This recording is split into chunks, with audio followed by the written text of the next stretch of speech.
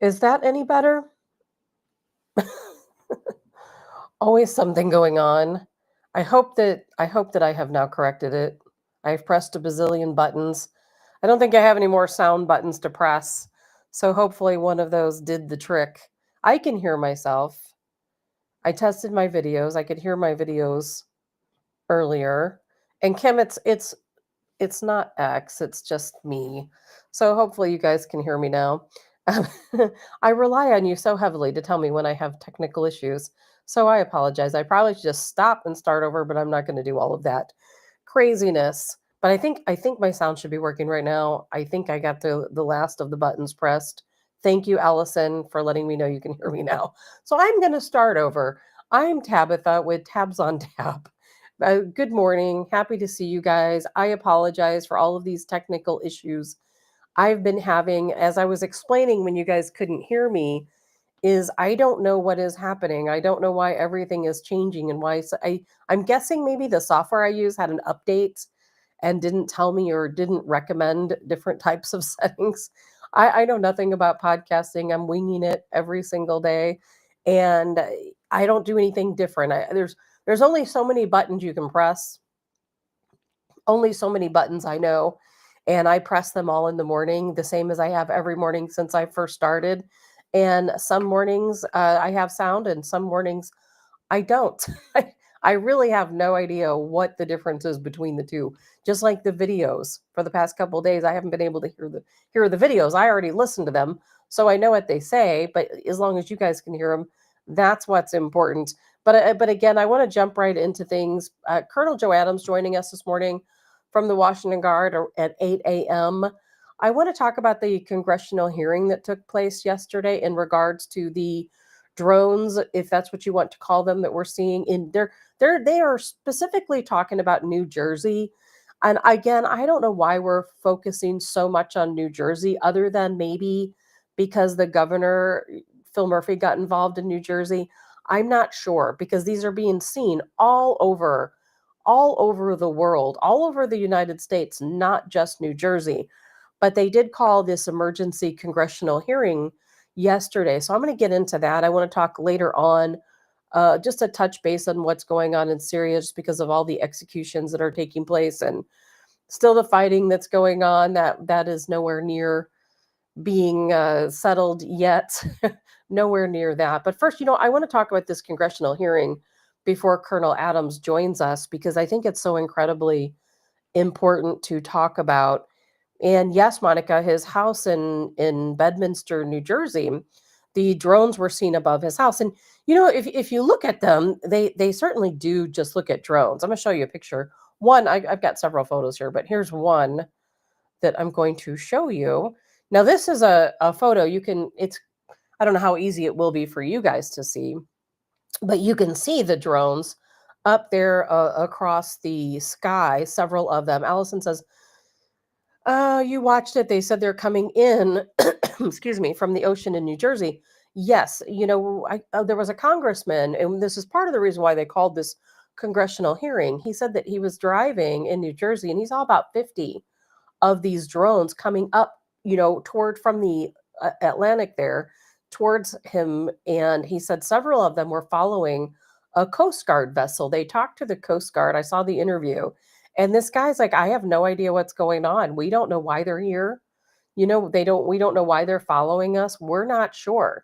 And they had these congressional hearings yesterday. You can go to C-SPAN and listen to the entire hearing. It's about 2 hours.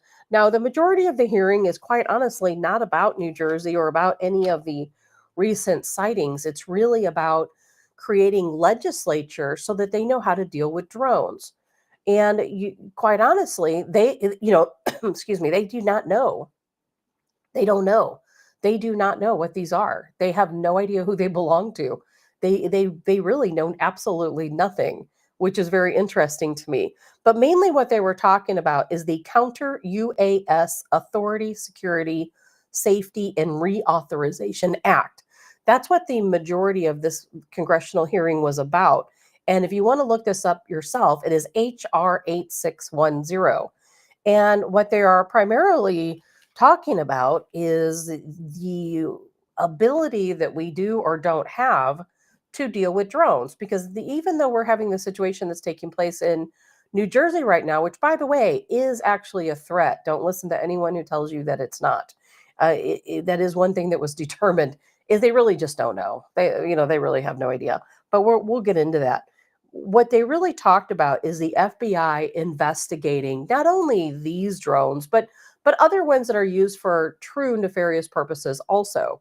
Now, we've heard the story I talked about a couple weeks ago how Ukraine was using drones, some folks in Ukraine, to deliver drugs to different countries. Well, we're finding that along our southern border too. They have detection equipment, drone detection equipment. And that's something if you follow what's taking place in Ukraine, you'll see where the Russian troops put up drone detectors and it's kind of like their green light. If they're crossing down a road and the light is green, that means there are no drones nearby. And of course, drones are proposed the biggest threat to troops these days because many of them are being taken out by these different drones. If the light is red, then that means they know a drone has been seen in the vicinity. If it's yellow, then that means there could be a drone nearby, but maybe not so close. So use caution. Just like you would expect, of course, the lights to be. They literally call it a traffic light for drones. Well, we have that same technology on our southern border. And so, therefore, we know if drones are hovering nearby our southern border. Now, according to this congressional hearing, there are 40,000 drone sightings, detections, I should say, that have taken place across our southern border. The vast majority are on the other side of the border. And they believe that folks on the other side of the border, that includes China, that includes terror organizations, that includes the cartels, that they are using these drones not only to spy on the United States, but also to deliver drugs and weapons and who knows what else, on these drones. Now, out of those, there were 2,500 incursions into the United States where the drones crossed the southern border into the United States. And only 5% of those drones were taken out by us. And that gets where things get very interesting by taken out by us. It's crazy the laws we have that prohibit law enforcement from doing anything with these drones. It's really unbelievable. And what was stated in this hearing is that even though we only took out 5% of these 2,500 drones that were detected, it's repeat offenders. So if you take out 5%, you may have very well taken out all of the drones in that current area because it's the same drones going back and forth. And they're absolutely believed that those drones are carrying in weapons, drugs, potential bombs. I got to be careful saying that word. I should have spelled it out. What else? Biohazards? We bioweapons? We don't know. What are they bringing into our country by drone?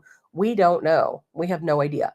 And the problem is that local authorities, state authorities, federal authorities, they have no jurisdiction to take out these drones. And whether that's in the southern border, whether that is in sorry, I didn't realize I still had that photo up here. Whether that's on the southern border or whether that's in New Jersey, it doesn't matter. The federal, local, state authorities have no right to take down your drone. And what's more interesting to me is they don't just shoot down a drone because that could be collateral damage. A lot of them are in populated areas and they cannot take a chance that one of these drones might come down and hit, and injure someone. So therefore, the technology they use, now one technology they wouldn't discuss, what one of the technologies they use is you have to hack. We have to have people that hack into the drone system and voluntarily, force the drone down. And so they do require all drone operators to broadcast publicly so that they know who these drones belong to. They can trace the drones through that communication if they're broadcasting publicly. Well, of course, we have situations that are nefarious, where these drones are not broadcasting publicly. They have to try to hack into the drone system. They cannot just shoot them down. It's not that easy. And then there's all these laws when it comes to hacking. because we in the United States, we have our right to privacy. So when they hack your drone, are they accessing your text messages or your phone records? Can they hear you talking on your phone? Can they read your emails? It gets into a whole slew of privacy violations, and that makes it much more difficult. So, what this meeting was really about is that they are trying to give the local, state, and federal authorities a lot more control when it comes to drones, not just because of the situation that we're experiencing right now, but what's been going on the southern border for a very long time.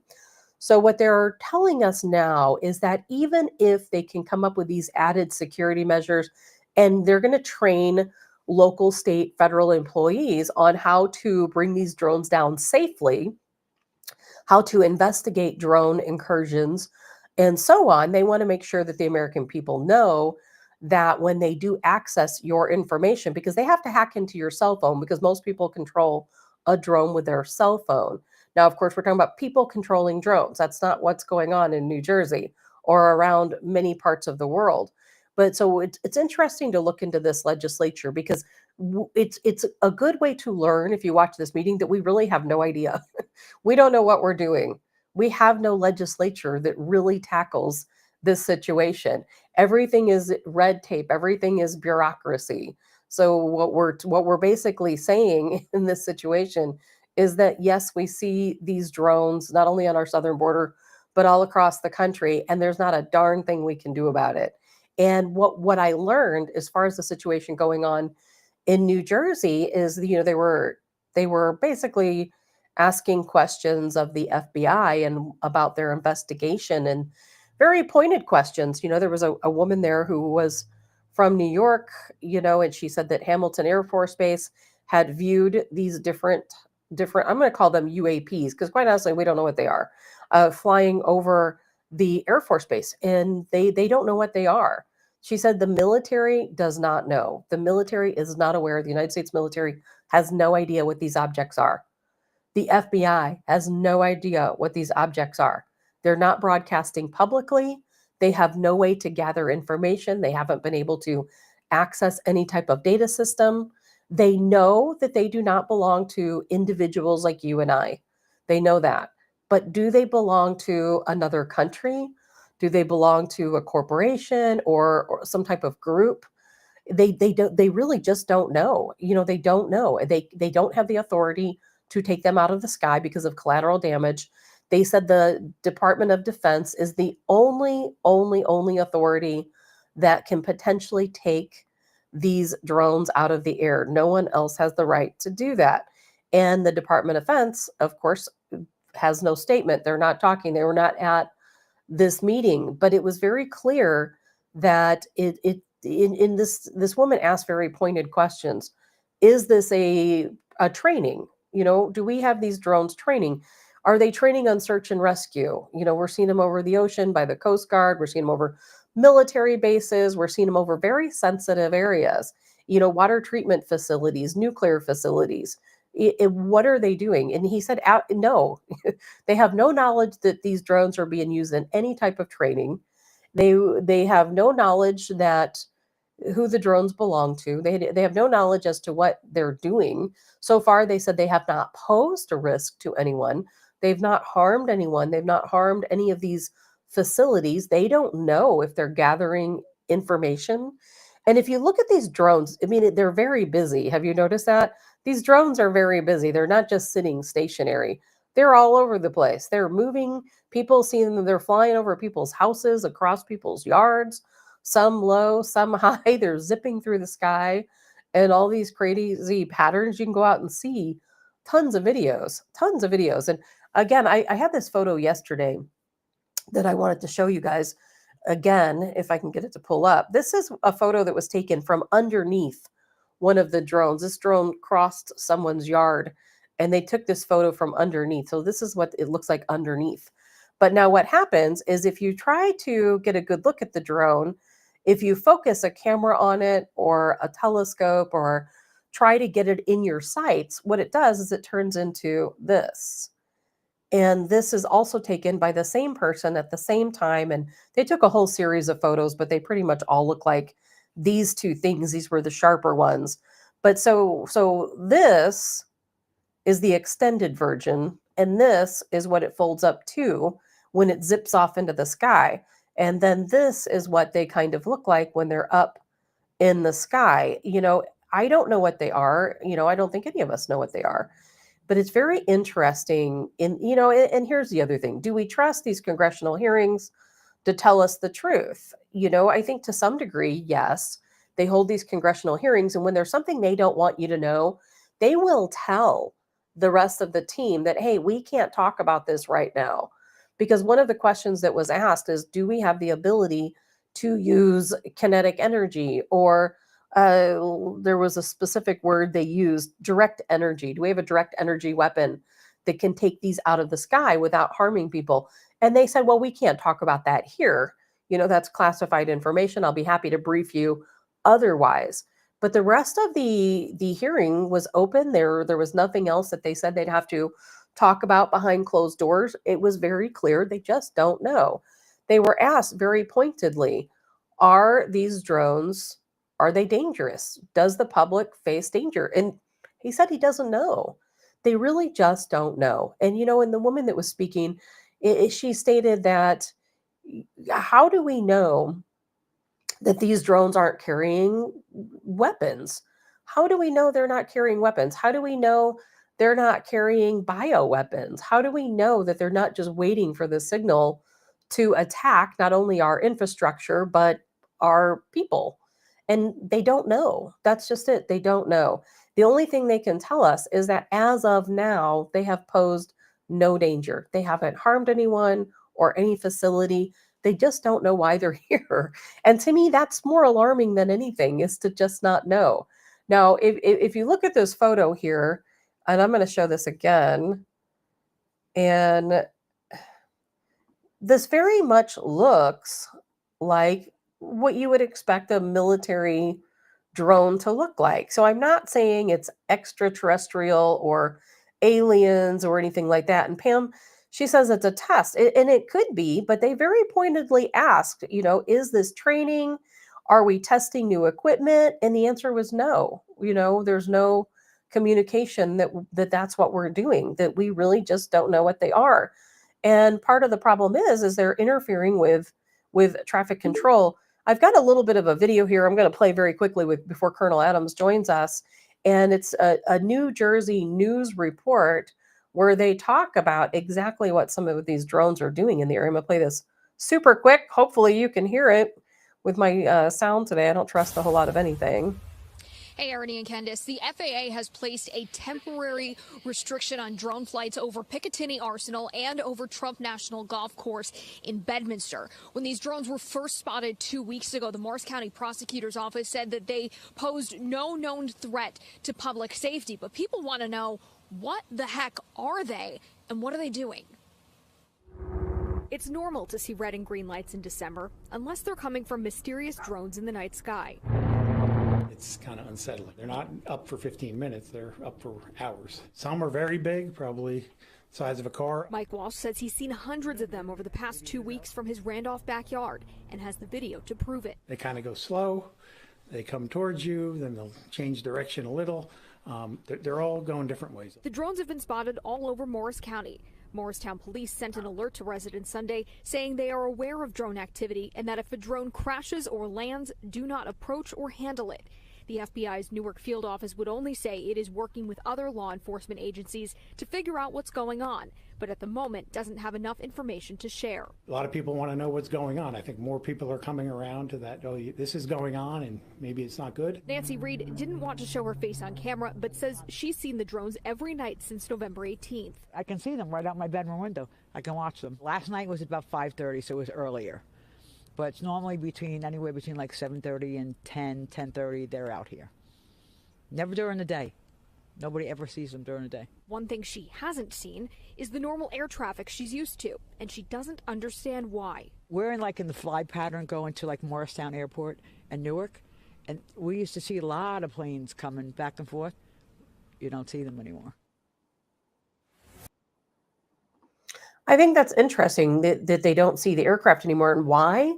Because whatever is taking place with these drones, whoever is operating them, if they are drones and somebody has to be behind the controls, they have no regard for aircraft, which again leads me to believe that it's not the United States military, that it's not, you know, it's not a test. It's not, or at least not by the United States.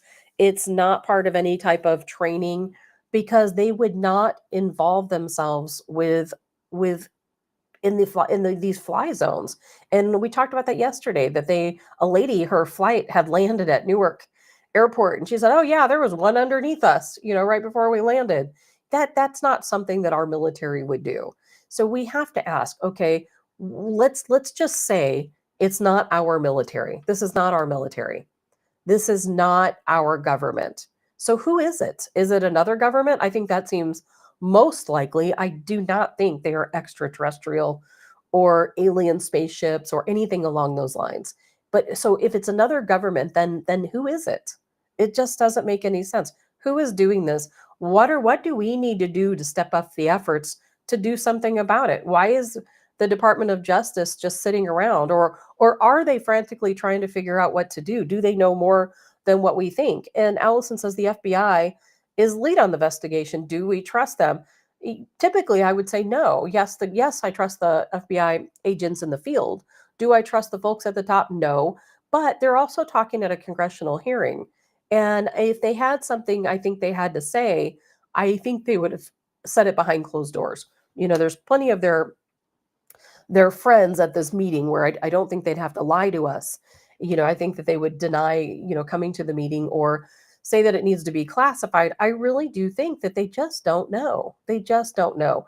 But the reason why I do think these are military versus alien or, extraterrestrial is because of the lighting. And I'm going to show you these lighting again, just really quick. Because if you look at the Osprey lighting looks very similar to this. Not exactly like this, but very similar. These lights are very much what the military would use or what aviation would use. So I have a hard time believing that extraterrestrials care about, what type of lights we use. But it is interesting though that when they try to get a look at these drones, they fold up into that sphere. And it makes me wonder, is that sphere the same thing we've seen for so long where people do report them as a UFO or a UAP? Maybe that's just drone technology. I don't know. But whenever they try to take a look at these, they turn into that sphere, they take off. No one ever sees them land. They have no idea where they're going, where they're coming from. Nobody knows. They come out at night for a couple of hours at night. You see them zipping all over town. They're not shy. They're going over people's houses, going in the yards. People are recording them.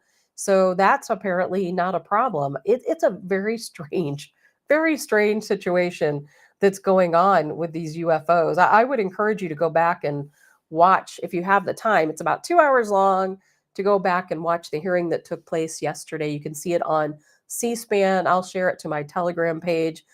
Since it's long, I can't really share it anywhere else. And in most of those 2 hours are not spent talking about what is taking place in New Jersey or in other areas around the country. The majority of it, again, is talking about legislation, giving local, state, federal employees more avenues to tackle drones because drones have been around so long.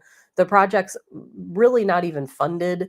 We really don't have any countermeasures to take out these drones, and only the Department of Justice can do that. And Allison, most likely China gathering sensitive information. I don't know. I wish I knew. Maybe Colonel Joe Adams can shed some light on it. But quite honestly, I just don't know. I will be interested to find out. We're going to have Colonel Joe Adams joining us here in just a second. And I can't wait to hear what he says because it's so strange to me that this is taking place, that we can see these things, we can hear them, we know they're there. We have countless videos. The FBI said they had over 3,000 tips in just the New Jersey area alone. We had someone testify that they're being seen over Air Force bases, over nuclear power sites, over our infrastructure, very critical infrastructure, but no one is doing a darn thing about it. And it sounds like it's because they don't know how. that we don't have the technology to deal with this. It doesn't make any sense to me at all. I'm going to be bringing Colonel Joe Adams here in with us as soon as I sound on him, and we'll see if he has anything to lend to this, because I'll tell you, it's pretty wild. Good morning, Colonel Adams. How are you this morning? Good morning. How are you? Good, good, And good. good, Colonel Joe and good, Adams, of course, with the Washington Guard. and good morning, Allison. Always see Allison up there. Yeah, I went to the Republican committee meeting last night for Franklin County, and what's that guy's name? Sparks. What's his first name? Runner. Justin Sparks. Yeah, Justin. He spoke last night, and I couldn't help but reflect on what he had to say about. He reminded me of McCloskey. You know, Mark McCloskey found out after the election, when he ran for Senate, the fact that he never had a chance because of the swamp in Jeff City. And everything Sparks says, what's going on, he doesn't have a chance either, and he knows it. And it's a dirty shame. We keep voting for the wrong people for the wrong reasons. So anyway, nice guy, former police officer, got 5 kids and one on the way. She was there last night. Beautiful couple, but he don't have a chance, and that's too bad. Yeah, but something came up about these hostages, okay? Yes. And I'm not talking about the massive hostages in Israel. I'm talking about, and I have experienced this. And so what I do is when when an American is detained in a foreign country, and where the parents make a mistake is they go on TV and they eventually say, we're asking President Biden to do something about it. Well, see, that's wrong. And what happened? The bounty or the cost of recovering an American who's in prison goes way up. And I'll give you an example. So not too far back, a private investigator came to me and said, hey, I've got a client's son's being detained in Thailand. Can you do anything about it? And I said, well, if anybody could do something about it, it would be me, because I've got all the connections over there, because I worked over there for over 2 years. And I met with the parents, and they had went public, and these are very wealthy people from a well-known country club here in St. Louis, and they haven't talked about it with any of their friends. It wasn't a country club gossip that their son was detained. So according to the boy, a bar girl slipped a bag of marijuana in his back pocket, and then I don't know, somehow police got involved. But you know, possession of marijuana in Thailand is 7 years in penitentiary, and I don't mean like our penitentiary. In fact, the operation was called Operation Tiger Cage. We named it that way because when I got to Thailand, they were holding him in a tiger cage out in the open in the sun. So I negotiated with the parents. We went over there, and I was able to recover him through my own sources. My CIA guys over there were still in place because a lot of them had married Thai girls and were still there. So I was able to because it was quiet, I was able to cut a deal with the government and get him home out through Malaysia, and had him on a private jet out of Singapore. And the interesting thing is, the wife told me, she says, I don't care what it costs, we're very wealthy. And I said, well, explain this to you, that you might be wealthy now, but you're not going to be nearly as wealthy when I'm finished. And we got the boy back under the radar. But when these parents go on TV, they're not helping this child. You need to go to a private contractor like myself and let them do what they do. So anyway, the hostages in what is it? The guys in Syria where the parents just surfaced. Oh, well, like I say, that's the reason I'm talking about, because the hostages in Syria, the worst thing they can do is go on TV and make it public, because the money to get him back goes way up. Anyway, so. And I'm glad you brought that up, because, you know, Syria is something I've been talking about quite a bit, as you know. And not only do the terrorists who now rule Syria, of course, because we know, Colonel Adams, last time you and I talked, Syria was still mostly intact with Assad still as their president. He was, of course, forced into exile into Moscow, where he's now going to go back to being a doctor, as he was previously to becoming the president of Syria. And now we Right. know the terrorists have taken over Syria. And Colonel Adams, they don't the government, our government, they don't want to call them terrorists anymore. Al Nusra, as you know, is the same organization as Al Qaeda. It's just the Syrian name. These are the same people that Obama paid and trained back during his term. This is the same group that we're funding, training Ukrainian, funding and training them. What is happening is we're the big funnel. We're sending money and weapons to Ukraine. Ukraine, in turn, is sending those weapons to these terrorists in Syria. And now they're going through the streets. You can see countless videos of not only taking prisoners and holding hostages, but they've executed over 100 people in just 2 days. Oh, well, that's to be expected. But it's like that we fully became up. The Taliban became fully operational as a conventional military, and now the terrorists.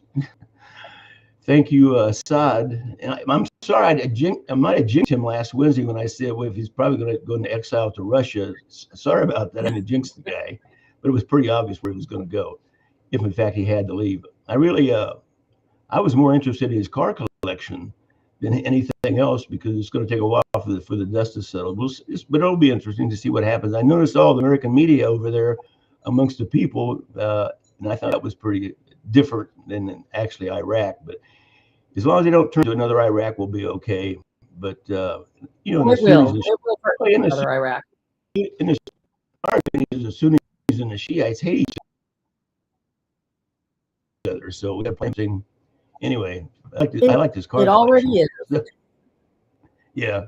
Yeah. Well, they the thing they did, of course, was to invade the presidential palace. They stole his chandeliers and everything else he had, but I didn't see any vehicles. They somehow maybe they got the vehicles out there ahead of time. No, they didn't take the vehicles. The rebels came in and seized all the vehicles, but they're actually in the garage where they weren't tampered with at all. I mean, Ferraris. It looked, in the first picture I saw, it looked like a car show down in Cuba, down in Havana, Cuba, with all the old cars. But yeah, he had millions and millions of dollars in cars, but they didn't tear those up. But they did a number on his palace, which is to be expected. They always do the same, same thing.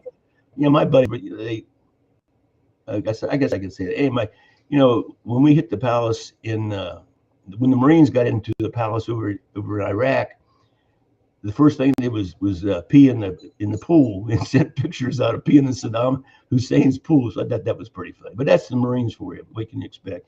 So you've been talking about Penny up in New York. Have you been talking about Daniel Penny?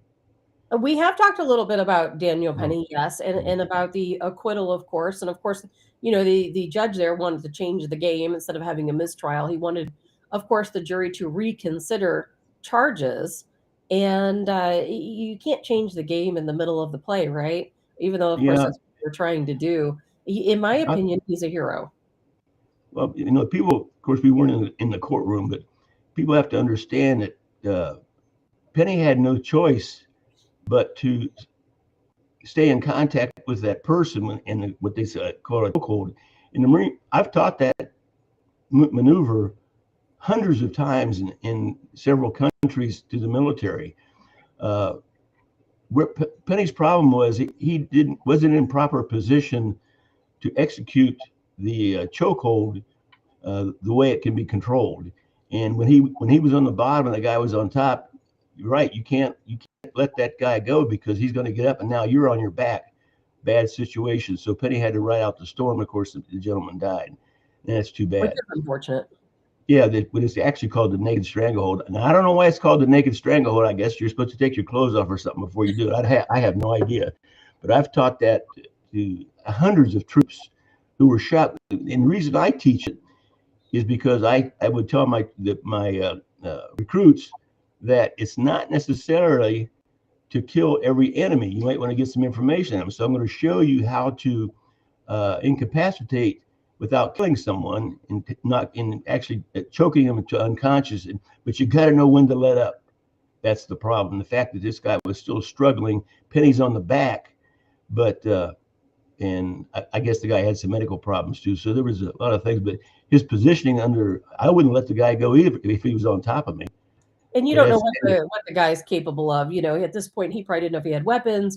And you know yourself, if somebody is in a altered mental status, if maybe they have drugs in their system, their strength is extraordinary.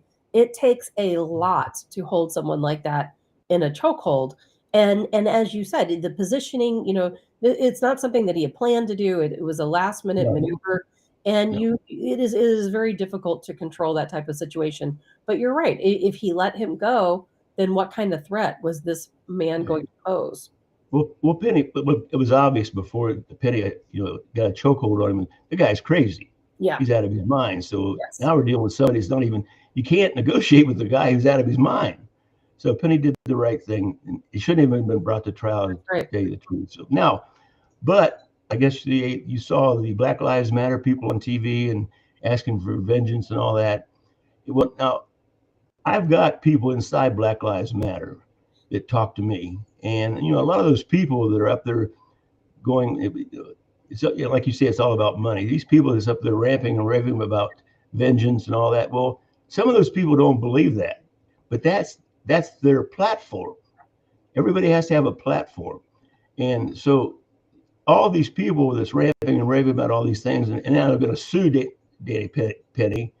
Well, the reason they're suing me is because what they're going to do, they're going to file some affidavits to any monies that he makes in the future that's connected to his being famous now will go to the deceased parents, or actually Black Lives Matter, because they'll provide the attorneys. But that's just their platform. Just like Al Sharpton. I always said, anybody who ever shares the same stage with Al Sharpton is a racist fool. I mean, he's a clown, and I think he's on MSNBC. I mean, who would have him on a show? Who would even talk to him? So, let me tell you about their platform. And when they had the funeral for Michael Brown in St. Louis, and of course, Sharpton shows up, Jesse Jackson shows up. Do you know? And this comes from my sources, right? Of course, I wasn't there. They actually passed the hat to all these people in the audience to raise money to pay Jesse Jackson. They did. They passed the hat. They did it during the riots as well. They went to McDonald's and all these different places in Ferguson and around that area, doing the same thing, asking for donations, because these guys, they don't come to town unless they can make some money. Right. That's what it comes down to, the bottom line. They're looking for money. And I'm so sick of all these civil lawsuits. We touched base on that yesterday. We're such a litigious country that if you don't get your way in court, then you're just going to sue civilly. And you know what? Even if they are not going to win a civil case, the police department or sometimes the defendant will be forced to settle to keep it from, what it comes down to is the legal expenses are sometimes more expensive than the actual settlement. And so therefore they often do settle. It's very upsetting to me. Yeah, Black Lives Matter, they always get their percentage. So, but that's their platform. So these people in Black Lives Matter, all of them don't really believe that. But everybody has to have a position in life, and that's their position. So it's understandable. And what you're calling for violence is, I blame the media. As I said yesterday, I think the media should shut them off. They shut off Donald Trump plenty of times in the past when they didn't like what he had to say, but yet they're fine with these calls of violence. I played a video yesterday of a man who said that we need some black vigilantes in this town, black vigilante justice, to go out and if you look at somebody funny, they're going to harm you. It's absolutely insane. If they think you're oppressing them, they're going to have the right to be violent against you.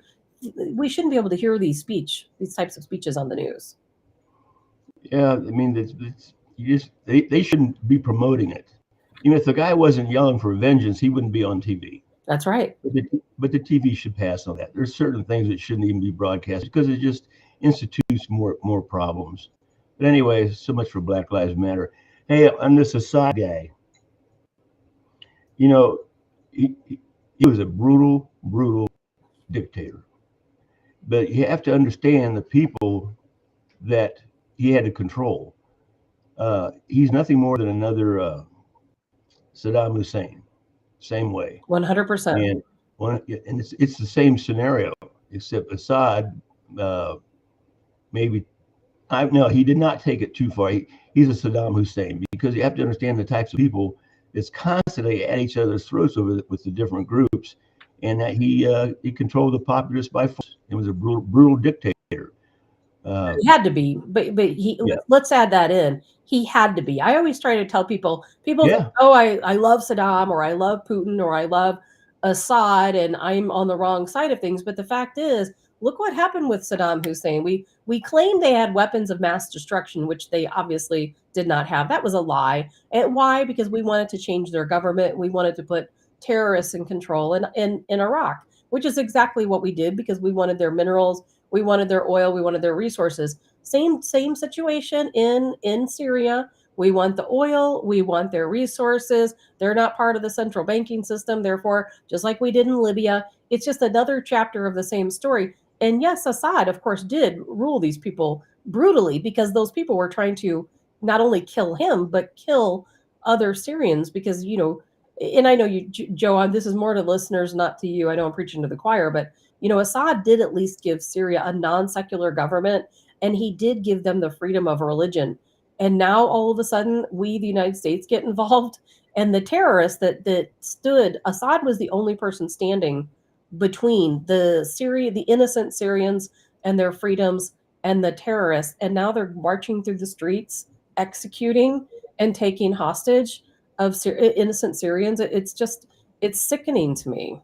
Yeah, I'm sure I'll be getting some phone calls, but keep the parents off TV and make it happen. When I went to Thailand to recover that young man, him and a bunch of his friends went on a graduation trip paid for by the parents, and got themselves in trouble. And when I talked to the police chief that had him in jail, that I thought turned out to be the tiger cage at the zoo, he had some brochures on his desk behind him, Mercedes brochures, like when you go shopping for a car. And I asked him, I said, do you have a Mercedes? And he goes, no, I don't. I said, well, I see some brochures back there of Mercedes. Yeah, that's my dream car. Really? What color would you want for your dream car? Red. I said, well, if you help me out and work with me on this, you'll get your red Mercedes.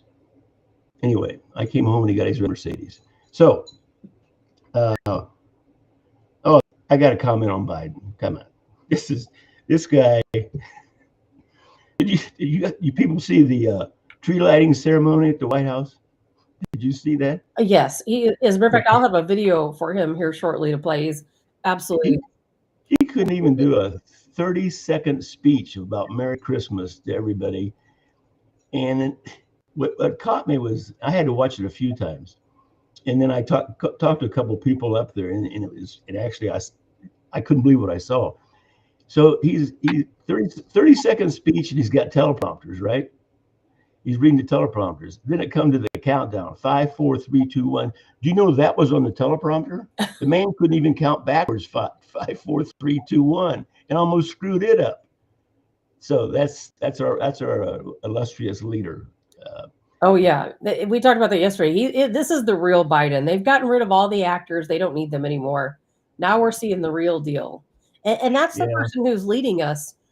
Colonel Adams. Of course, we know the deep state's really leading us, but he's the face of our country while we go through all of these different crises, between what's taking place in Ukraine, which we're giving them, as you know, another $988 million plus $20 billion per year for I don't recall how many years. I think 10 years. And then of course we have the situation in Syria, situations with China. We have these mystery drones, all across the country. And this is the guy that's our face. Trump is on the world stage. Did you see when he was at the opening the what is that? He just went to a ceremony in Paris. Correct. Where they reopened the cathedral, whatever. Did you see the audience? And somebody pointed it out. Everybody in that room was staring at Donald Trump. And even if they had people started speaking, giving speeches, never took their eyes off Donald Trump. He's the guy. I He played is that the most. here on Monday. After everything he's been through, and the world sees what he's been through on his political prosecution, he's the most influential, most powerful man in the world right now, and he hasn't even been inaugurated. And That's right. He's still, already meeting with world leaders. He's already making deals. You know, as a matter of fact, Ukrainians voted the other day. They had some type of little, not a vote, but a poll, and they said 44% of Ukrainians trust Donald Trump, which I thought was pretty funny because they know he's gonna broker a peace deal. You know, that's what they want. They want peace, just like, like any of us. We all want peace, and they know Donald Trump is the only solution to peace. Colonel Adams, as Allison stated on the comment line, do you have anything to lend to what's taking place with all of these drones? We're told it's not military. Now, they might be lying to us. We are told that they don't know if it is a foreign entity. They don't know. not, They didn't no. say anything about, of course. It has to be a military of some type based on the lighting, I think. I don't expect it to be alien or extraterrestrial or anything along those lines. But why doesn't anyone know? Because they're ours. Then They're what are ours. we doing? What are we doing? For the most, there's some amateurs out there flying around, but we have the ability to jam those freaks on those drones, but nobody's doing it. Well, they talked about that in the hearing yesterday, and they said did they? that they did, and they said that for whatever the situation is with these drones, they said these drones, they're not able to communicate with them. They're not able to jam their signal. They're not able to pick up any signal from them at all. Well, that's what I don't think that's accurate. And of course, we don't know if they're telling us the truth or not. It was a congressional hearing. I don't know if I assume they're testifying under oath, but that doesn't mean a whole lot when it comes to classified information. But based on the lights, I don't believe that it's, like I said, some type of extraterrestrial UFO. But if it is our own military, what are we doing? Why are we conducting these exercises? Why are we getting in the way of airplanes and violating FAA space? It doesn't make any sense. Yeah, what about controlled airspace? Exactly. And they're violating. Well, the controlled airspace is an automatic. Even controlled airspace, we react to them. Our military didn't. Somebody in our military told them to stand down. You can't fly over the White House and the Capitol. Right. Believe me. I mean, I was a pilot. I flew in that area, and I didn't violate airspace because they'll force you down or shoot you down. So for the most part, I think in the long run, you're going to find out they're ours. Period. No, why they're doing that? Maybe it's a shiny object. I mean, the news is preoccupied with the drone thing, so maybe it's the shiny object that you never leave on your car seat because they'll break in and steal it. I mean, it's a distraction. I would be too much. If the media would go away and people would just stop, who cares? But don't you think people deserve an answer? I mean, there are people who, let's just say they focus so much on New Jersey, so we'll just talk about New Jersey. Is that the people there are fearful? The children are scared. They don't want to leave the house. They're seeing these drones fly over their houses every single night for a couple of different hours. And they seem like they're just moving around pointlessly. They're not doing anything, So I would want to know if they were flying over my house every night. I would want to know. Well, they fly over my house, I'll just shoot them down. I don't know what the law is on that right now, but it goes back to the expectation of privacy. But they come around my property, they're going down. Well, that's what the government is telling us, that the local, state, federal officials have no right to stop them. Only the Department of Defense can do that. They're trying to change that. Your local, state, and federal officials are not allowed to do that. Well, here's the law that nobody's talking about. For a civilian to possess a drone, it can't fly out of sight of the controller. You know that? I did not know that. We have a drone here. I did not know that. They have to stay within sight. That's the law, or they can come in and seize the property. Now, and also all drones have to be registered.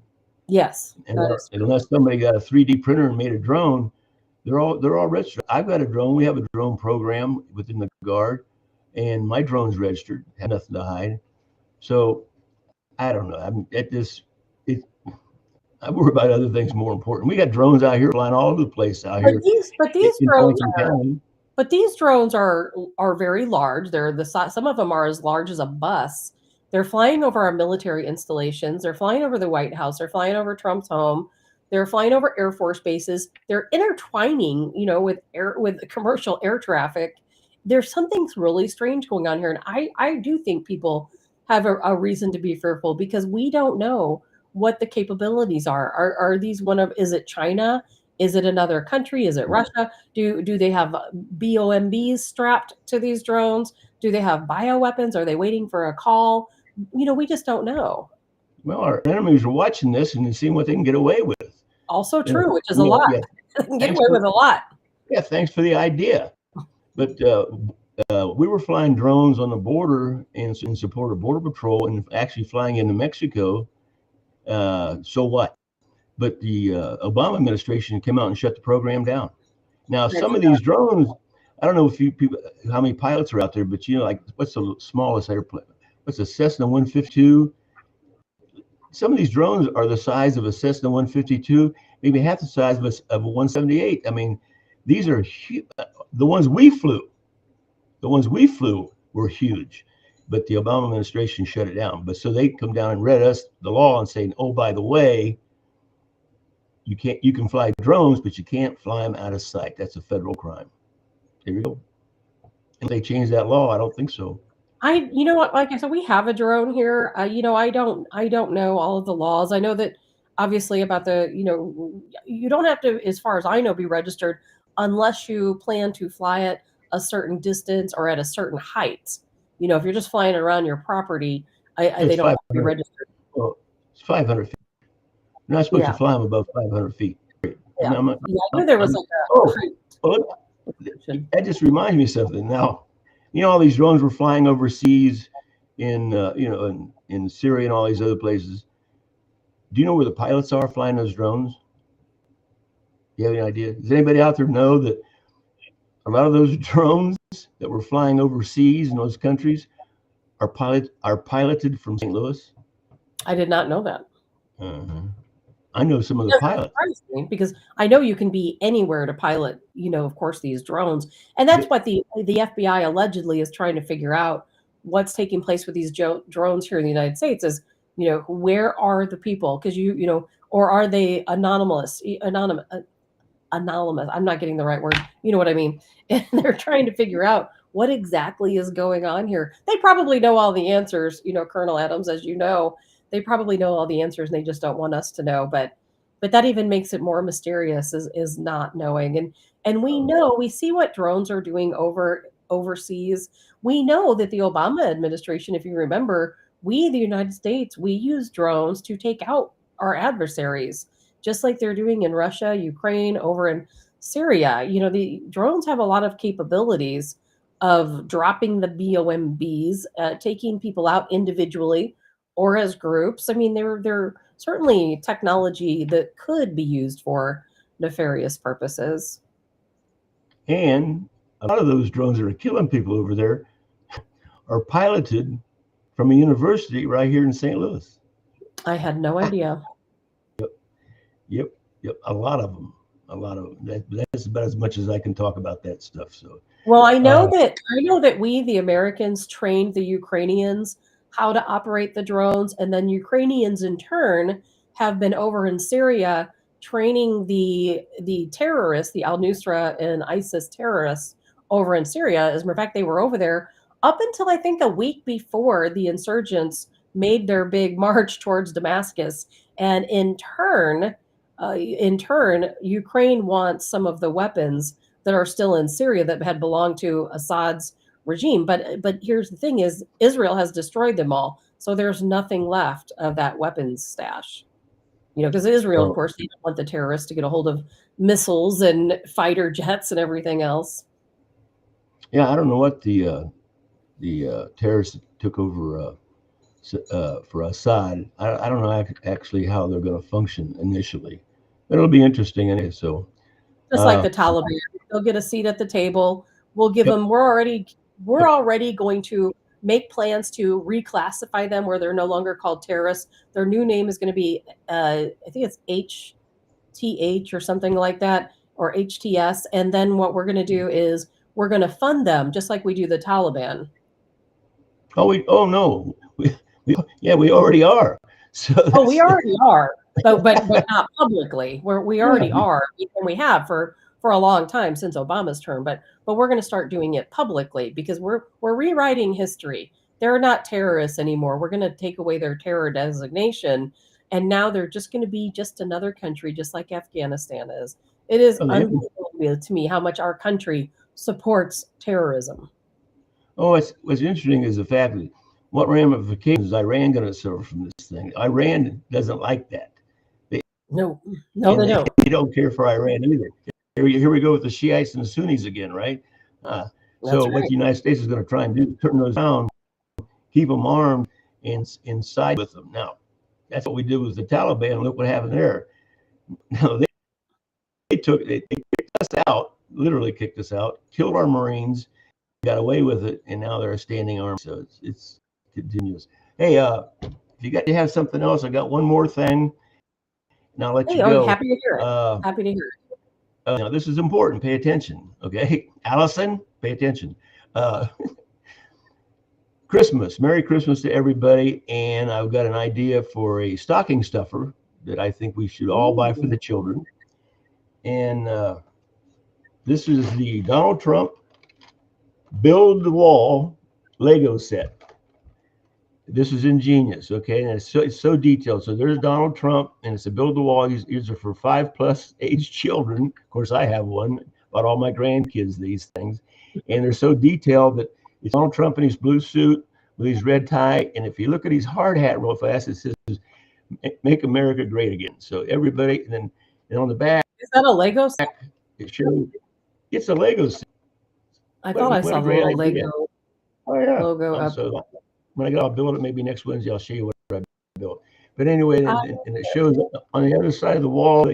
They all they only speak Spanish, and it also, now be careful because it says on the box that the illegal immigrant not included. So I think the illegal immigrants in another Lego set. So it doesn't say that. There's my stocking stuffer. God bless you all, and God bless our president, Donald J. Trump. I'll see you next Wednesday. Thank you, Colonel Adams, Colonel Joe Adams with the Washington Guard. Thank you for your insight. Thank you for joining us. If you want to reach out to Colonel Adams, you can do that at thewashingtonguard.com or patriots at thewashingtonguard.com. Or I think, as a matter of fact, they might have disabled that. So just washingtonguard.com.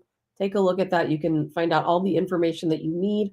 They run a fantastic organization up there. And when I talk to Colonel Adams next, one of the things I want to talk to him about is that new movie that's coming out called Homestead from Angel Studios, because the one of the characters in there reminds me of Colonel Adams. And that film opens on December 20th. I hope everyone gets out and sees it. I think it's going to be very interesting, very, very near to some of the situations that we just may start facing in our country. We will see. If you're just tuning in, again, that was Colonel Joe Adams of the Washington Guard. And in the beginning of the show, the first 30 minutes before Colonel Adams joined us, I was breaking down the meetings that they had yesterday, the congressional session. It was an emergency session talking about, it was primarily, again, talking about, and I have the official term here, HR 8610, if you want to look at that, HR 8610, and the Counter UAS Authority, Security, Safety, and Reauthorization Act, in which they are desperately trying to get legislation into place so that your local, state, federal authorities can deal with these drones. They're proposing training for these different officials so that they understand that they can go after the drone in a way that is not harmful to the folks on the ground, yet also not violate your privacy. Because in order for, again, for them to be able to control these drones, it's not as easy as just shooting one down, because then you potentially have collateral damage. And there's also other laws involved, because for you to intercept a drone or for you to shoot a drone down, you're violating someone else's property. It's crazy, really, all the red tape and all the crazy bureaucratic laws. There was even a man that testified. He's like, I don't understand it. Why can't I just go out and shoot one down? If I see it, why can't I just shoot one down? And the guys are like, no, you can't do that.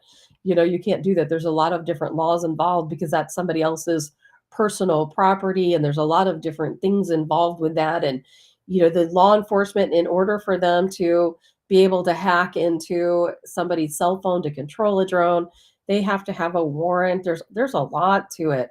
And I don't know how much all of this plays into the situation and the drone situation we're seeing in New Jersey and all over the world. Still, Colonel Adams might be right. It could just be a big distraction. Is it the United States? Is it NATO? Why are we seeing these drones all across the world, not just in the United States, all across the world? As a matter of fact, I'm shocked more people aren't talking about it and that more people aren't concerned. And yes, it can be a distraction if you allow it to be. For me personally, I can focus on that and then focus, of course, on everything that's really going on in our country as well. But, last night I had to work really late. And by the way, I can't talk about movies. As some of you know, I work in anti-piracy. I go to different movie theaters to prevent the piracy of films. And one of the ones we're working on right now is that new Bob Dylan movie, A Complete Unknown. I am not allowed to talk about it, But the only thing I will say is I worked a screening of that last night, and I was on my drive home. I live about an hour and a half, hour, 45 minutes from where this screening took place. And on my drive home, the whole drive, I kept looking up in the sky, thinking, am I going to see a drone? I saw absolutely nothing. As a matter of fact, I didn't even see an airplane, which is actually really unusual because normally on my drive home, I do see several airplanes, usually small airplanes, big airplanes. The skies were completely quiet. I didn't see anything at all. And I thought that was kind of interesting. Not only did I not see, any kind of UAP, but also didn't see any commercial aircraft either. But I thought about it last night on my drive home. I'm like, what's happening?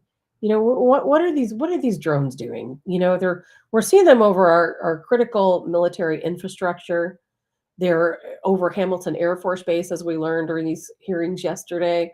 They're over Donald Trump's Bedminster House in New Jersey. Now they're in New York City. They're over Long Island. They're seeing them in Chicago, sightings in Berwyn. We have them in Missouri. They've had them over in Memphis, Arizona, literally everywhere. There's no point in me naming off cities because it's literally everywhere. And, do we, the United States, do our military, do we have enough drones to be able to have thousands of them placed all across the world? Do we have enough drone operators to have drones placed all across the world? And then they talk about maybe training. Our government is not going to reveal everything to us. And those of you who said that, you're absolutely right. They're not going to reveal everything to us. They can't. But to me, if they're going to train, and these drones do not need to have lights on, they be very clear. They can turn the lights off, and we can't see them at all when they turn the lights off. So therefore, why do they want us to see them? They want us to see them. They want us to talk about it. Is it because it's a distraction? Is it a warning? It's very difficult for me to try to come up with something reasonable. Because if it's just meant as a distraction, that actually might make sense. However, would our military, again, would they violate FAA space? Would they violate that space and potentially harm American citizens by coming so close to commercial aircraft? Now, that's where I have to draw the line. I don't think our military would do that. Not as a distraction, not as training. I don't think they would do that. I don't also think that the military would put so much fear, in citizens, these people in New Jersey having to deal, with this drone situation. Since one of the ladies on the video I played earlier said since like November 17th, she's been seeing these flying over her home daily. Well, they want her to see them. Otherwise, they turn their lights off, right? They obviously, excuse me, have capability where if you try to view them, we have state troopers out there who were sending up all of their own drones to try to get a better look, trying to look at them through binoculars and other different technologies. And when they did, they shut off and they zoomed off. So whatever this is as a technology to know, you're looking at it and that you're trying to observe it. So there's something I think very strange to this. I don't think it's extraterrestrial by any means or anything along those lines, but I think we need to get to the bottom of it. Is it another country? And if it is, why aren't we doing something about it? Why aren't we doing something about it? And Bill says, "Good morning. Didn't Russia shoot down one of the spheres about a year ago?" Actually, it was Canada. Canada shot down one of the spheres over the Yukon, and that was back whenever we saw the white China balloon that was going across our country. Which I saw. What that's so strange to me too. That whole balloon situation. Remember that the Chinese balloon? It's so weird to me that it's one balloon going across our country, and it seems like most of the population of the United States saw it. I saw it. I was driving over the Poplar Street Bridge and I saw it. And I think a lot of people saw it. I don't know how we saw it, how everyone collectively saw the same thing. It couldn't have been everywhere at once. It just doesn't make any sense to me. But during that time, there were several different anomalies seen flying in different areas, here in the United States, in Canada, and they were really trying to track these different things. And it was kind of funny. It was like they had the cigar shaped UFO that we often hear about. They had the sphere shaped UFO we talk about. They had the one that looks like a cube that we often talk about. And then they had the black one. Remember, it looks like it's like a big black blob. So all of those different shapes were seen during this time. And if you can remember, they were scrambled the jets chasing after them. And it was just crazy there for a couple of days hearing all these reports. And then Canada shot one down over the Yukon. And then we never really heard a lot more about it. They shot it down. They couldn't recover it from what I heard, at least for a long time. Whether or not they ever recovered it, I do not know.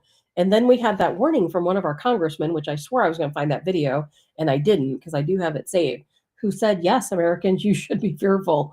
And he definitely had a very concerned look. And I remember at the time on Cancel This, Vic thought he was, kidding or joking. And I'm like, I don't think he's joking. I think he's very serious that we shot this down and we should be fearful because that happened. And I don't know if they ever recovered it. The last I heard, they couldn't find it. So we will find out. But in the meantime, the FBI is asking that if you do see any of these drones that you do call in a tip, they want to know. They want to know every sighting that is seen of these drones because they are investigating.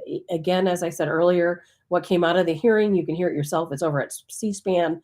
I will share the entire hearing on my Telegram page for Tabs on Tap. It's 2 hours long. Most of what they talked about had nothing to do with these drones, but more about how we can counter them. A good understanding that we really don't have any ways at this point to counter these drones. The program's not really funded very well. They've not really done a whole lot with it in any effort or capacity to create legislature to deal with these drones. So, not just these drones again, but drones on our southern border, of which there were 2,500 incursions into, the United States illegally by drones. So, it's a growing problem. And the meeting was really to discuss what we can do in the future, of course, about this type of situation. There was no word at all about UFOs or UAPs or extraterrestrials. None of that came into the conversation. I think they were very clear that these particular drones that we're seeing all across the world, or in this case in New Jersey, that they are definitely controlled by a corporation or a foreign military. They gave no illusion that it was by our own military. In fact, they claimed our own military knows absolutely nothing about it. And only the Department of Defense can shoot them down or do anything at all to stop them. And, while they couldn't tell us exactly why they're here, they don't know themselves. And I thought it was most interesting if you go back and watch when they talk to them and ask them very pointedly, are we in danger? The FBI guy looked very uncomfortable, for one. And two, he said, well, as of now, they've not done anything that seems nefarious. They've not harmed anyone. We have no reason to believe up to now that there's any ill intent. However, yes, they certainly could pose a threat. So keep that in mind. Yes, they could pose a threat. So that's something to think about. I know we don't have a ton of time left, so I wanted to go over some other things. Speaking of threats, and I'm sure you guys have already heard this story, 323 vials of deadly viruses, live deadly viruses, have gone missing from an Australian biolab. Now, can you imagine if a drone is carrying a bioweapon? We know that that happens in other countries. What makes us think it can't happen here? And we don't know where these items went. Where did these vials go? Think about that. 323 vials. Now, you didn't just sneak that under your jacket. You didn't put that in your purse, and leave the lab. Where did these vials go, and who took them, and for what reason? It includes the Hendra virus, the Lissa virus, and the hantavirus. Man, the hantavirus is very serious. I'm not sure what the Hendra or the Lissa virus is, but we know Marburg right now is spreading all across Africa and is certainly posing a large threat. And we face a lot of threats these days, quite honestly. We face a lot of threats, and we have to come up with better ways, better funding. Under the Biden administration, we've really let go our focus on our military and our budget towards military and towards our defense. And therefore, we're like sitting ducks. We're like sitting ducks. And now we have Russia talking about moving the Oreshnik missile into Belarus, where they have a lot more of a range capacity. Of course, we had Putin talking last week saying, or not Putin, I'm sorry, but Putin's right-hand man, Lavrov, in the interview with Tucker Carlson, making it very clear, that we here in the United States, we are not immune. When they talk about nuclear weapons or the Oreshnik missile, they're not talking about Europe. They're talking about us here in the United States, that we are certainly in the danger zone. So I don't think we can forget that. I don't think that these drones are Russian. I looked up Russian drones and was watching videos and checking those out. And while the shape, Russia has a drone called the Geranium, and they're using it very heavily over in Ukraine. And there is a very interesting drone, the Geranium is, because these Geranium drones are AI, and that's a really big deal. That's a really big deal, as I learned in the congressional hearing, because we, the United States, we have no capability whatsoever, nothing in our arsenal to counter a drone operated by AI, because we only know how to hack into a drone and safely bring it down or shoot it down. But with AI, they said AI is very different. There's nothing you can do to interfere with an AI drone other than shoot it down and take it out of the sky.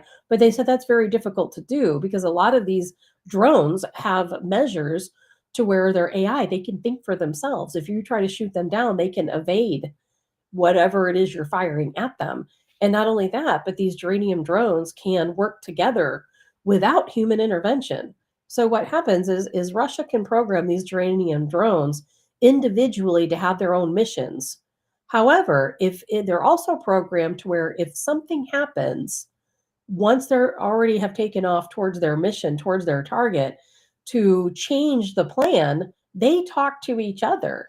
And they talk to each other and they come up with a new game plan on their own. Isn't that crazy? That's an AI drone. And that's what these Geraniums that Russia has does. And I thought that was interesting because I've seen video of the drones over New Jersey where people say, gosh, it looks like they're talking to each other.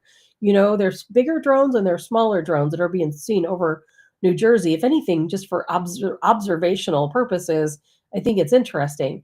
And they had a video of a larger drone, and you see the two little drones kind of come up to it. They're there for a minute and then they go off in their own direction. And it's like, okay, are they communicating? Are they AI? Are they like the Geranium drone? And they actually look a lot like the Geranium drone, except for that they don't have the Geranium drones that I've seen don't have any type of lighting. So, same size, same general shape. I don't know. T. Roy Cochran, the government had a program using holograms back several years ago, but imagine where that technology is at that point. And people have been talking about holograms. It's certainly possible. It's certainly possible. I have seen some strange videos of these drones where people were taking a video and they definitely look strange. What was it, a hologram? I don't know. You can see, I don't think they're holograms, but that doesn't mean there isn't a holographic component, involved. I honestly just don't know. Allison says the FBI said out of $11 billion budget, only 500,000 for drone technology. We've got a lot of work to do. We've become behind. I don't think that we have technology like the Russians' geranium drone. And I'll tell you what, these geranium drones over in the Ukraine have allowed Russia to their incursion into Ukraine to be able to get as far as they have, particularly in the past couple of months. They have traveled further into Ukraine in the past couple of months than they did the entire year of 2023. And that's largely because of these geranium drones. And, I don't know. I think we need to start worrying about bolstering our technology, bolstering our self-defense. If other countries, and maybe we do too, but if other countries have AI technology in their drones, and drones are becoming a huge part of the battlefield, huge part of the battlefield, it is probably one of the best inventions to ever come around. And according to these congressional hearings yesterday, believe it or not, drone technology has been around for 100 years. I never knew that. 100 years we've had drone technology, which completely blew my mind. And therefore, it has advanced. But have we advanced as far as some other countries? Do we also have this AI technology? And if we have AI technology, if other countries have AI technology to operate their drones, why don't we have a system to eliminate the drones? If they have a weapon, we should have a way to eliminate that weapon. We are so far behind, just like the Oreshnik missile. Again, has the kinetic power of a nuclear bomb without actually having to be nuclear, without having to use uranium, or without having the radioactivity. Completely pulverizes concrete, melts steel. Unbelievable weapon. And yet we have nothing to counter it. Absolutely not a darn thing. We are falling behind. And you know why? Because we've got this guy here And running one the of the show. things that's going on here, they just turned off my. I'm going to go down. I lost the electricity here. Anyway, one of the things we found is that, we invented the computer chip, size of the tip of your little finger. He has no idea what he's talking about. They turned off the power. What was he talking about? The teleprompter, maybe his earpiece. They did not turn off the power. He didn't lose power. So I have no idea what that guy's talking about, nor does anyone else in the world know what he's talking about. I know, and you know, that Donald Trump is going to change everything. We got to get him there to Inauguration Day. We're so close. Maybe these drones we're seeing all over the world are observational, because maybe they know that they need to be watching us because some crazy stuff is going to go down between now and January 20th. Maybe it is gathering data, gathering information. We don't know. That's just it. We do not know. We don't know. And there's a lot that can happen between now and January 20th. A lot that can happen. But we know when Donald Trump comes into office, he's calling it the golden age for a reason. Everything's going to change. He's going to create peace around the world. There's so many different programs here in the United States they're going to implement, so much transparency and things we're finally going to learn. And I haven't heard Donald Trump say a single word. Now you may have, and I missed it. I haven't heard him say a single word or even anyone ask him about this situation with these drones, especially considering the drones have been seen over the White House. They have been seen over Donald Trump's Bedminster, New Jersey home, as well as his golf course there. But I haven't heard him say anything. And that could also be very telling. He's not saying anything. Maybe he does know. And maybe he is not at liberty to talk about it and therefore just avoids it. But I know, and Donald Trump is going to make sure that we once again become militarily strong. Because right now we're sitting ducks. If Russia wants to attack us with an Oreshnik missile, guess what? What are we going to do? Hide in our basements? We don't even have the infrastructure for such an attack. We've been so naive in this country. We don't have bomb shelters. Guess who has bomb shelters? Zuckerberg, right? Jeff Bezos, they have bomb shelters. Of course, the government, they have bomb shelters. Congress, they have bomb shelters, don't they? But we, the people, there is nothing for us. There are no resources for us at all. Our country does not have a plan. Did you notice that? There is no emergency plan in our country for an attack. If someone attacks us, another country, an alien invasion, anything that you might think of, a hurricane that comes through the middle of our country, some weird storm, uh, earthquakes, we have no plan as a country. Now, don't you think we should have a plan? Other countries have an emergency plan for their citizens. They tell them, if you are under attack, if there's a catastrophe that takes place, here are your bomb shelters. This is where you go. This is what you do. This is the emergency system. They don't tell us anything. We have absolutely no idea. Right now, me sitting here in my house, if a bomb dropped in St. Louis City, I mean, I would have to use my best judgment. And I can guarantee you there's a lot of people out there who really have absolutely no idea what to do. They have no judgment because they've not even, even thought that such a situation could possibly happen. And I don't understand why we don't have a better system in this country for emergency management for the people. And I think they really gaslight us, telling us that, and that's exactly what came out of the Tucker Carlson interview with Lavrov, again, the defense minister for Russia, is that is that he hears John Kirby speak to Americans and tell us that, oh, we're under no threat. If Russia attacks, they're going to attack Europe. And Lavrov's like, no, he's not telling the people the truth. And because of that, the American people are not prepared for what could potentially happen. And he is 100% correct. So you know what? You have to take it upon yourself, especially right now. We've had this huge swarm of earthquakes taking place, all over, all these still earthquakes in Nevada, still earthquakes in Northern California. I've not seen any more here in New Madrid, here in the local area. There were 7 the other day. I think that was on Monday. I haven't seen any since. That doesn't mean they haven't happened. But you need to take a plan yourself. And Allison, the Washington Guard, absolutely. But so many people, especially listening to this show, are not in the realm of the Washington Guard or cannot attend Washington Guard meetings. You yourself have to have a plan. You have to imagine that you're asleep in your bed, or you're cooking dinner, or you're watching TV, and there's a massive earthquake. Your house is shaking. What do you do? What does your family do? Do your children know what to do? What if you're a town over and something crazy happens? I'm using earthquake because I think that's the most likely scenario out of anything else that could potentially happen. Do you have a plan? And if you don't have a plan, you definitely need to get one. Your children, I don't care how old they are, if they're 2 years old, if they're teenagers, your adult children who don't even live with you, you need to make a family plan. Make sure your kids know what to do, particularly without scaring, your younger children. Let them know. Do they hide under a table?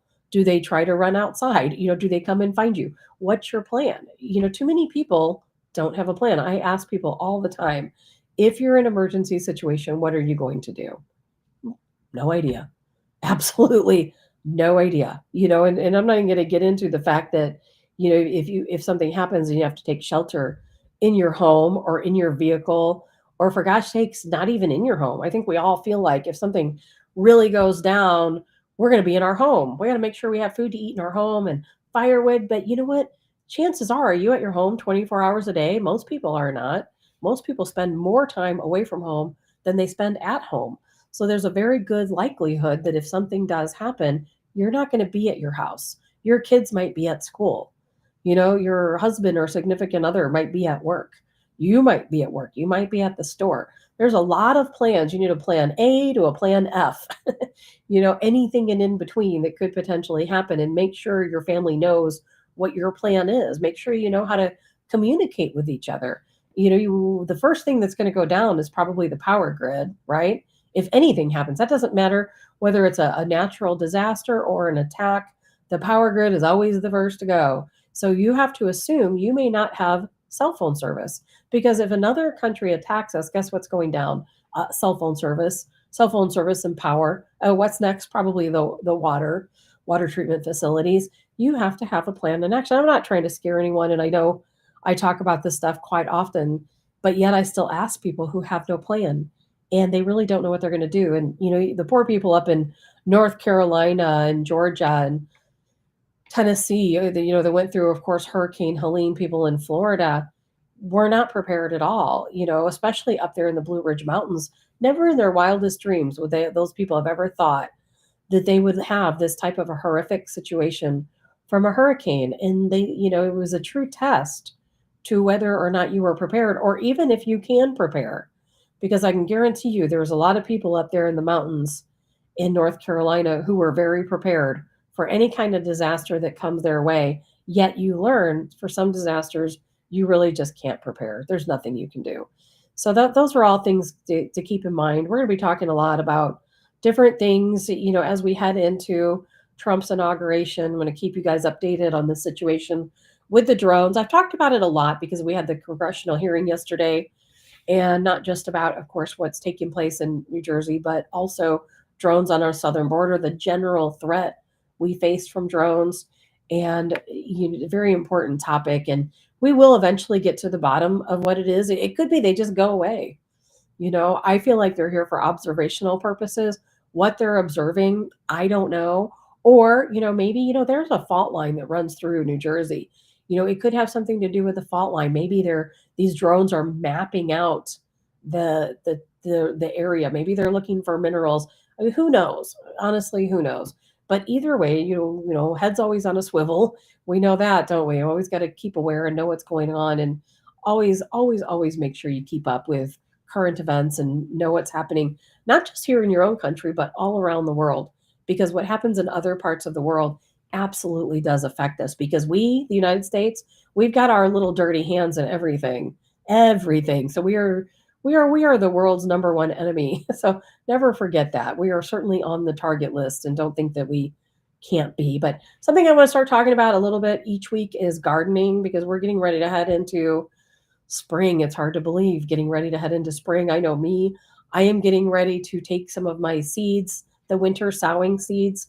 I read a book, watched a video of how you can put your winter seeds in baggies and place them outside in January. So I'm getting prepared for that. My garden last year was an absolute disaster. It was probably the worst project I've ever started. I had high hopes. I did have a good yield of some things, but I definitely had some problems. I need to find a gardening expert to come on and talk to us. I planted a ton of green beans because I love green beans, but then I had to leave to go to Georgia to work for America PAC, and of course, getting out the vote for Donald Trump. And my garden just, that was pretty much the end of that. Got a few pumpkins out of it, which I never did do anything with because I just didn't have time. But I grew a ton of green beans. When I came back, the green beans were still growing. But the problem is I don't know when to harvest green beans. I don't have the faintest clue. And by the time I came back, my green beans were gigantic. So I knew there was not really anything I could do with those. I'm going to try to save the seeds from those and use those next year.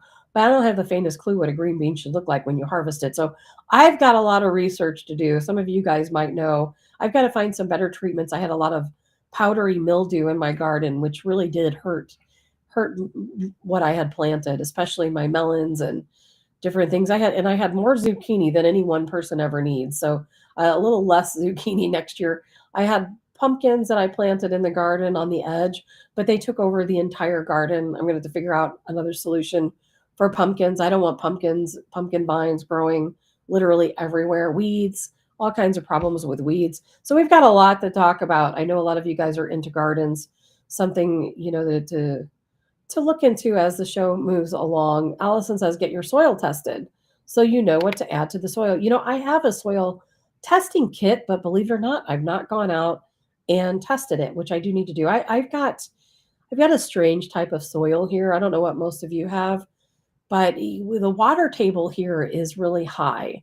So therefore, if you walked out into my yard, if you dug down about 3 feet, you're going to find nothing but water, just a big cavern of water underneath. So I'm a little anxious when I'm out digging and messing around in the garden. There's crawfish or crawdad, whatever you want to call them, holes all over my garden, which doesn't help anything either because the water table is there. But also, my weird soil is the top layer can be very soft.